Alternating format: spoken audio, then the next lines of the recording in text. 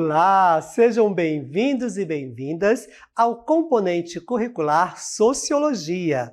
Eu sou o professor Dário Pinheiro e vou ficar com vocês nesta aula de revisão e avaliação.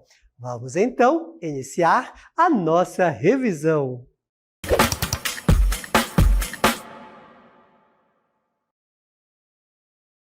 Vamos iniciar a nossa revisão com os autores contemporâneos vistos em nossa unidade 1. O primeiro autor visto foi Pierre Bourdieu.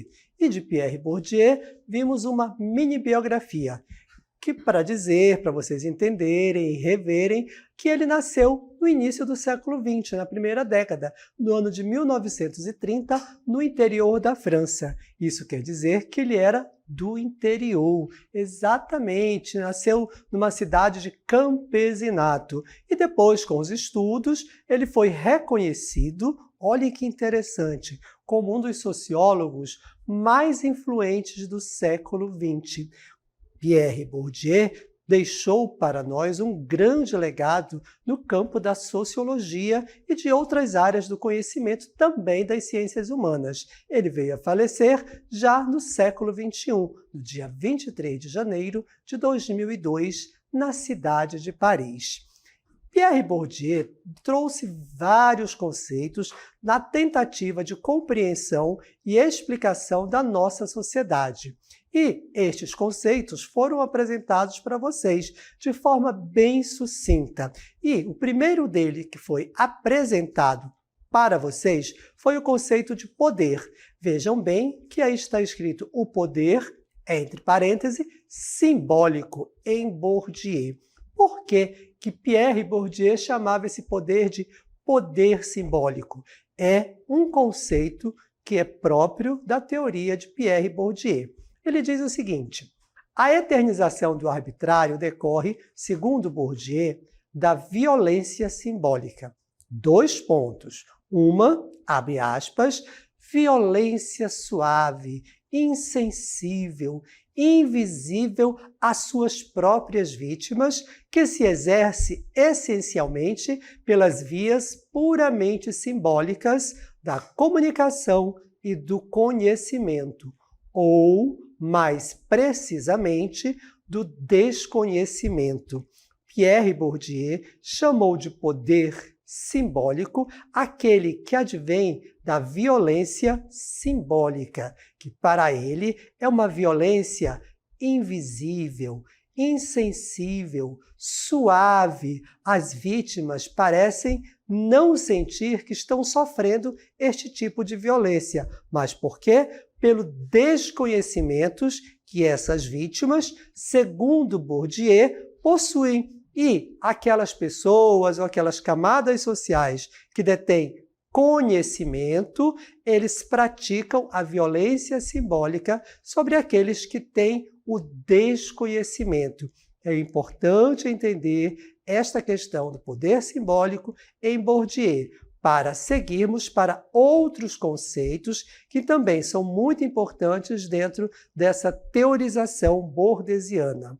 O próximo conceito de Bourdieu que nós trouxemos foi capital.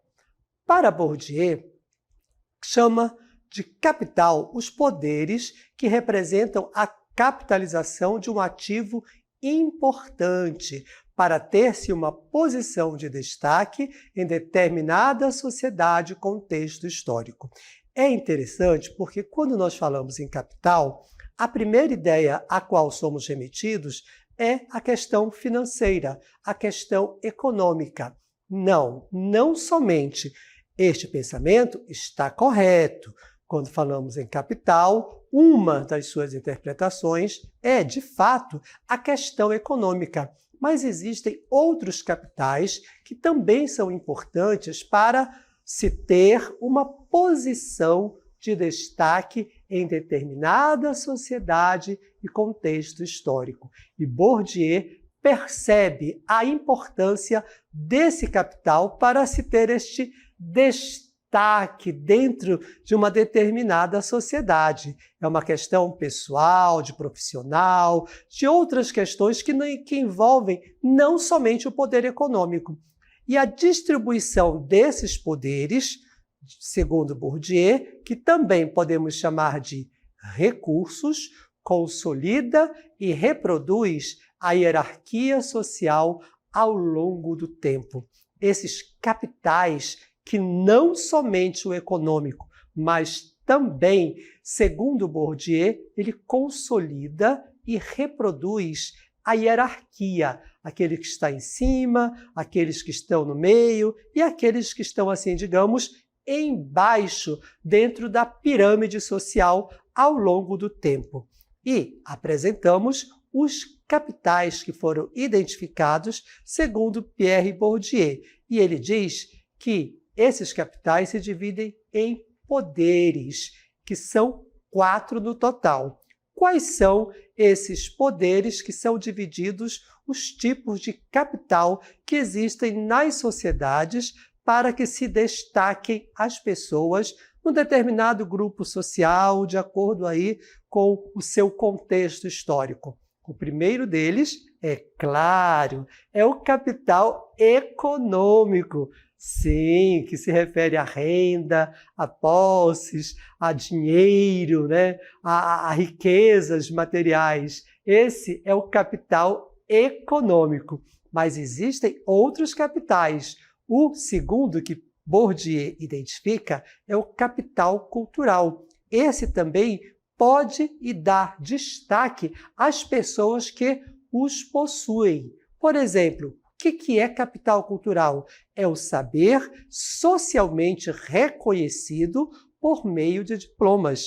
Sim, ter um diploma, um título acadêmico de conclusão de uma etapa da educação básica, dá, sim, um capital cultural para aquele que o possui. O diploma certifica. Está aqui, eu concluí, eu terminei esta etapa do ensino. Então, este título é um capital cultural que a pessoa, que o indivíduo possui ao concluir, por exemplo, seus estudos na educação básica. Mas o terceiro tipo de capital identificado por Bourdieu é o capital social. Esse se refere ao prestígio, ao bom emprego, aumento de salário e aumento também da influência. Quando você tem um bom emprego, ocupa um cargo também aí que se destaca dentro da sua empresa, certamente você receberá esse mesmo destaque dentro da sua sociedade, porque seu salário aumentou e sua influência dentro de uma organização, dentro de uma instituição, é refletido também no meio social. É por isso que ele chama disso de capital social. E o quarto capital é o capital simbólico, é o que confere status, honra e prestígio, tratamento diferenciado e privilégios sociais. Esse, normalmente, ele é herdado quando é de uma família que já ocupou um lugar de destaque na sociedade, o indivíduo que ele herda esse capital social e leva para a sociedade esse capital simbólico. Outros conceitos que foram apresentados nessa questão de Bourdieu são os hábitos, que são valores que geram as práticas dos sujeitos sociais. O hábitos, ele entende que os valores, eles são gerados dentro de uma certa vivência e de uma certa convivência, mas cada um vai adquirir para si, de acordo aí com o seu hábitos, aquelas práticas de valores que ele já vem praticando, digamos assim, dentro daquele grupo social ao qual ele pertence. E esse hábitos ele vai levar para o campus. Campus é outro conceito de Pierre Bourdieu. E é justamente isso, é o campo. É o espaço comum de concorrência entre os agentes sociais que possuem interesses diferenciados. Só para entender, nós podemos comparar com um campo de futebol.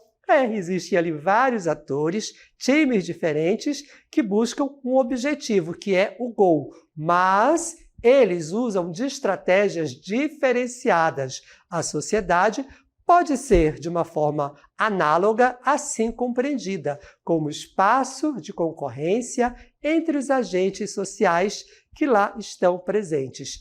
E, para finalizar, Pierre Bourdieu, nós vimos a questão dos gostos que são reproduzidos dentro das sociedades. E para exemplificar, Bourdieu afirma que existem duas instituições que são responsáveis pela produção e reprodução do gosto, e que isso não é herdado, digamos assim, não é genético, não vem da herança genética da pessoa. Não, para Bourdieu ele diz que isso é instituído, que é incorporado principalmente a partir de duas instituições, que é a família e a escola. Essas duas instituições, elas fazem o que ele chama de incorporação do capital e a produção do gosto. De acordo com Bourdieu, as instituições responsáveis pela transmissão cultural e a construção do gosto são exatamente a família e a escola. E aí nós vamos continuar nesta visão de autores contemporâneos dentro da sociologia. E vimos Manuel Castells. Manuel Castells é o segundo, digamos assim, foi o mais citado autor entre 2000 e 2006 no mundo inteiro. Olha a importância contemporânea deste sociólogo.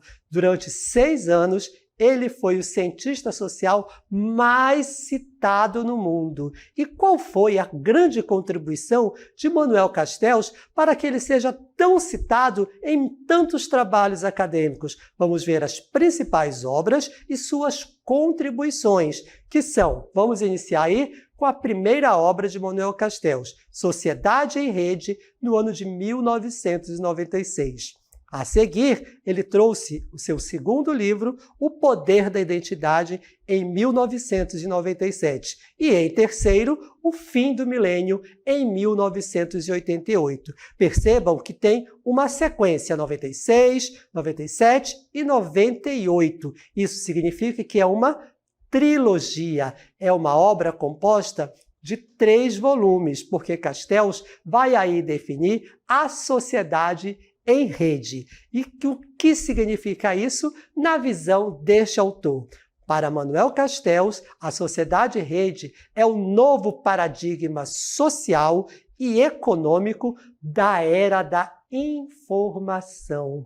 É assim que Manuel Castells chama o momento contemporâneo, a era da informação que vai afetar todos os campos da sociedade. E a sociedade em rede, ela está em todos os lugares, segundo a visão de Manuel Castells. Vamos ver aí alguns pontos-chave que nós trouxemos para vocês. Olhem aí. A sociedade em rede é uma estrutura global. Está em todo o planeta. Ninguém, vou colocar assim, pode fugir da sociedade em rede, porque ela é uma estrutura que está em todo o planeta. E isso só acontece graças à tecnologia da informação. Foi exatamente este tipo de tecnologia informacional que proporcionou uma estrutura global que consolidou a sociedade em rede. Olha que interessante. E nesta sociedade em rede há um grande fluxo de informação. A informação flui rápido, de maneira rápida, para todos os lugares do mundo, o que leva a uma redefinição do poder. Quem tem o poder é quem tem a informação mais rápida, mais precisa e mais correta. Este seria o certo. Mas na prática, às vezes há alguma diferença. Temos aí uma grande flexibilidade e adaptabilidade, o que proporcionou que nós conseguimos nos adaptar muito rapidamente às mudanças que ocorrem e que são proporcionadas pela sociedade em rede. Mas isso trouxe desafios e desigualdades, porque nem todos têm acesso à sociedade em rede. E como fica a nossa relação com a comunicação na era da internet? Castells acredita que a internet não é apenas uma ferramenta, mas um meio que transformou a comunicação e a sociedade. Ele argumenta que a comunicação de massa está dando lugar à autocomunicação de massa, onde os indivíduos podem criar e disseminar sua própria informação. Olhem esta imagem que está em nossa cartela. As pessoas estão uma ao lado da outra, mas cada uma focada aí no seu equipamento, no seu celular, no seu tablet ou no seu computador. Todos estão conectados e, ao mesmo tempo, estão se falando dentro da sociedade em rede. É o que Castells vai chamar de autocomunicação em massa. Não se fala um com o outro fisicamente, mas em espaços, em ambientes virtuais. Vimos também a questão da história da ideia de trabalho. Sim, o trabalho é uma ideia que foi desenvolvida ao longo da história. E nas concepções mais complexas do trabalho, o seu conteúdo material é a parte de um processo social maior, de uma história que contrapõe os homens e seus interesses e lhes condiciona o fazer de uns e de outros, de modo bastante diferenciado. E é por isso que nós mostramos para vocês que esta ideia foi se desenvolvendo na história da humanidade de forma linear. Como nós vamos trazer e como nós deixamos para vocês, é uma amostra linear, rápida, do desenvolvimento desta ideia de trabalho. Lá na antiguidade, por exemplo, começando aí essa linha do tempo, o trabalho era uma ideia de punição. Os mitos, sejam eles gregos ou cristãos, traziam uma ideia de punição para o trabalho. Na Idade Média, esta ideia foi mudando. Não era mais uma punição, mas era uma condição de sacrifício. Um sacrifício que era acordado na sociedade. Naquela época, lá na Idade Média, tinha-se que trabalhar somente uma classe social. E esta classe social, essa casta, que na época não era classe, era casta, ela seria recompensada na sua vida pós-morte. Não seria recompensada nesta vida. Na Idade Média, não se tinha aí um salário, não se tinha uma recompensa monetária, porque essa recompensa viria depois. Mas essa ideia foi mudando na modernidade. E a partir da Idade Moderna, o trabalho é concebido como libertação.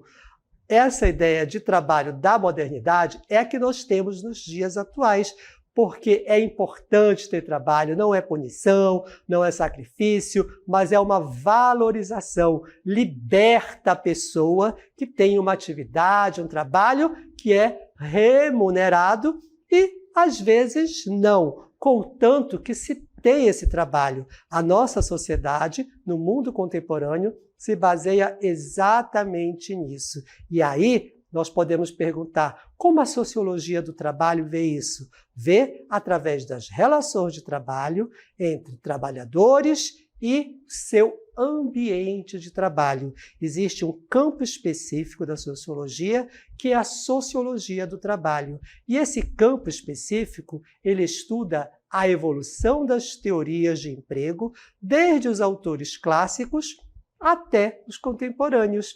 Estuda os problemas colocados pelas mudanças tecnológicas e científicas e pelas mudanças das relações de produção sobre o emprego e a produtividade do valor-trabalho.